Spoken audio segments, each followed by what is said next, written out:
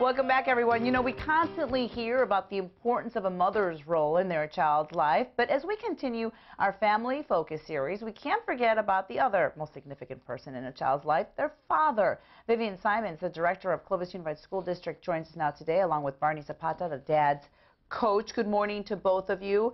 Vivian, I'm going to start with you really quick. You're the director of a program over at Clovis Unified that helps dads do what?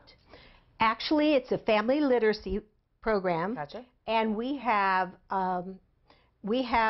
literacy programs throughout different schools. Okay.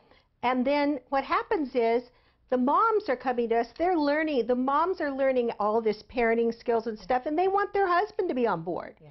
So that's exactly what goes on.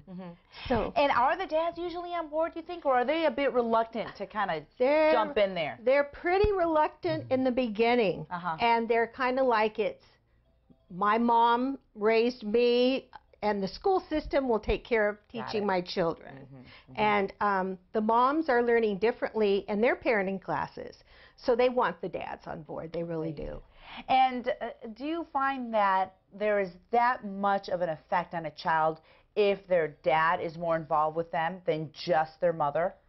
Absolutely. What kind of differences have you seen in children like that? I have to say the security level, building the relationship with their dad so that as they grow, they build that relationship, and then when they get to some tough things, they're used to being with their dad and understanding. So it makes a huge difference. Okay, Barney, you're a dad, obviously, but you're a dad's coach. Correct. Can you tell us about that, and tell us about the program that you're involved with?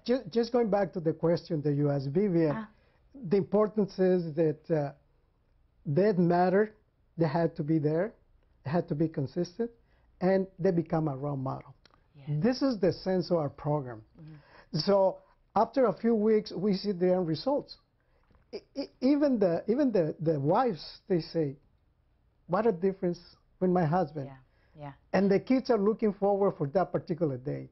And we're talking small things like washing the dishes with them, playing with them. Is that what you're talking about? Reading to them, especially? That is the main thing. Go ahead, Vivian. We like to think of dad, book, and me, a child, and we encourage, and our dads are committed to reading every single day to their children. And you know, to preschoolers, it takes 10 minutes. So we, you know, and then once they get comfortable, it's just getting comfortable. And this is all part of the Fatherhood Initiative. And where is this? Did this start in the Pinedale area? Tell us a little bit about the Fatherhood Initiative and how people can participate in it, Barney. We started in Pinedale, and then we went to Clovis, and then we went to Fletcher Creek. And so after 3 or 4 years, we're still in contact with the parents, and we can see the end result, how the kids had succeeded. And this is the most important thing for us. And how the fathers access the schools along with the mothers, how they, if there's a salsa festival, they go and volunteer. We're still seeing it, you know, years after they've been in the fatherhood programs.